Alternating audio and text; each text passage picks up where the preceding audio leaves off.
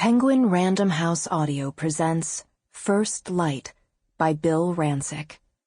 Read for you by Kaleo, Griffith, and Julia Whelan. Chapter 1. The envelope arrives one afternoon when I'm out in the yard raking leaves. I'm feeling pretty good at the moment, watching the street for the car bringing my wife and son home from the soccer game, wondering if Jackson got to play, wondering if he got to score. He's been riding the bench all season, watching his friends get more playing time, and it's been bothering him enough that he's added extra practices and workouts to his routine, running suicide drills at the stadium, lining up kick after kick in the fall twilight. I've been practicing with him in the evenings and on weekends, videotaping him so he can watch his form. A dentist appointment that morning kept me from actually making it to the game. But I've been thinking of my son all day as I scrape up leaves, red and brown and gold, wondering how it went. If he still didn't get to play, or played badly, I know how disappointed he'll be. I remind myself that Jackson is a bright and loving kid who does well in school, who has plenty of friends, who is pretty much as well adjusted as any parent could hope. If he doesn't get to play in the soccer game today, so be it. Worse things have happened.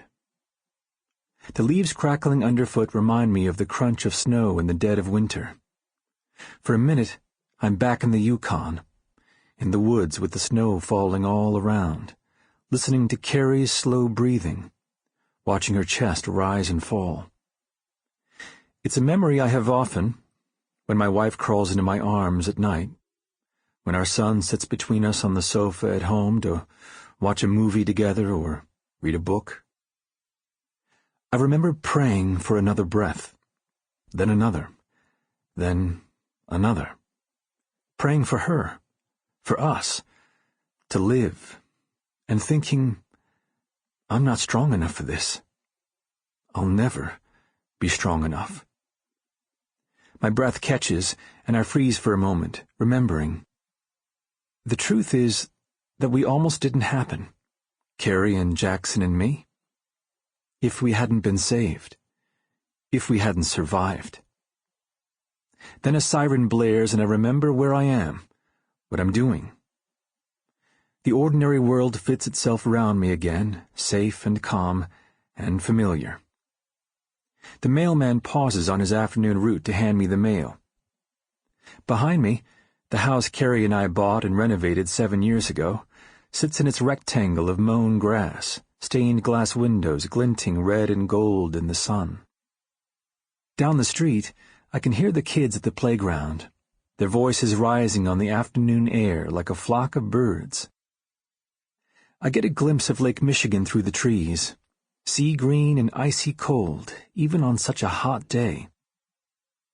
Along the shore, there are kids biking and playing volleyball, whizzing by on skateboards, soaking up every moment of sun before the long, cold Chicago winter that's coming. And I think that maybe Jackson and I will join them once he gets home.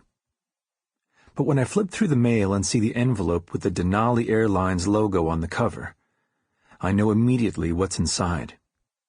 I don't need to do any math to know that this year marks the 10th anniversary of the crash. I feel it every time I look at Jackson, his gangly limbs, his big feet and hands. Like my wife and me, he's a survivor, though he doesn't know it yet. I sit down on my front steps with the envelope in both hands, turning it over and over, almost afraid to open it. Finally, I slit the top and take out the card inside, also printed with the Denali Airlines logo. A blue mountain backlit by a setting red sun. I read, You and your family are cordially invited to be our honored guests at a ceremony honoring the victims and survivors of Flight 806. Dad? Are you okay? It's Jackson. He and Kerry are home from the soccer game, but I didn't hear them pull up to the curb. I didn't hear anything except the roaring in my ears. I look up into the face of my son, so like his mother, large, light brown eyes, Sample complete. Ready to continue?